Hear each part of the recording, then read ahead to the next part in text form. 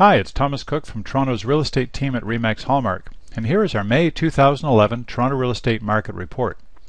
Well, May was a stellar month for sales, as you'll soon hear, and the number of houses and condos on the market was the lowest in the past 12 years. We're going to talk about the effect of that low inventory on the marketplace as we go through this month's report. So let's look at some of the May statistics. May MLS sales totaled 10,046 houses and condos in all of the Toronto Real Estate Board districts and came in as the second best May in MLS history. Just over 30% of market sales were condo townhouses and high-rise suites.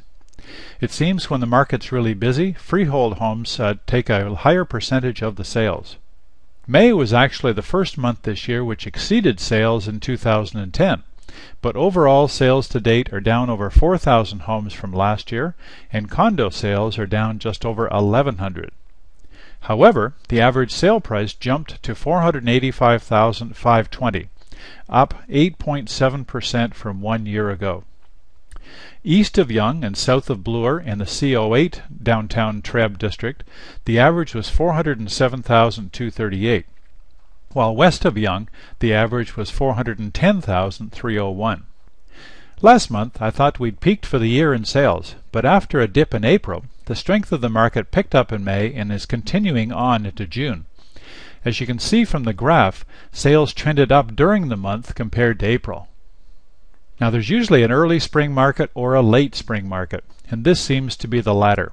And that stands to reason based on the cold extended winter we've had. The sales to listings ratio is how we determine what type of market we're actually in. 24 to 28% is a neutral market, below 24% is a buyer's market, and above 28% is seller's market. In May, that ratio hit 54.4%, up almost 3% from April. This is a very strong seller's market and, just like April, is mainly due to the low inventory level of houses and condos on the market. In May, the 18,481 homes on the market was the lowest inventory for the month since 1999. We gained just about 1,000 listings during the month compared to April. Thanks to the poor economy in the U.S., the bond market has dropped, and interest rates have come back down to their lows of several months ago. We can now obtain 3.7% rates for a 5-year fixed mortgage for our clients. These lower rates will only help the market remain strong longer. Once again, the market showed its unpredictableness, with the average sale price up 8.7% year over year and up 1.7% month over month. It's the usual laws of supply and demand taking effect. The mystery is that buyer demand is very strong, but seller supply is very weak, with listing inventory down over 27% from May of 2010.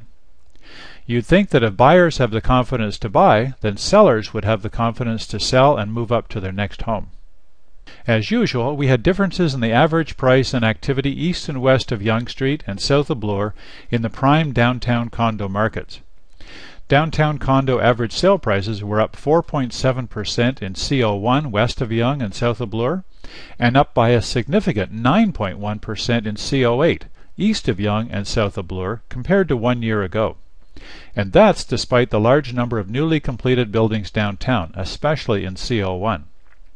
The ratio of sales to listings was 35%, a moderate seller's market in CO1, and 52%, a busy seller's market in CO8. The main reason CO8 is doing so well is the lack of inventory once again. Condo listings are down by a remarkable 37.4% from 1 year ago, whereas in CO1 the listings are only down by 2.1%, mainly due to the influx of new condo buildings being registered and investor condo suites coming on the market. In several of those newly registered condos, over 10% of the units in the building are currently for sale. So where are the opportunities available to Toronto home buyers and sellers this month?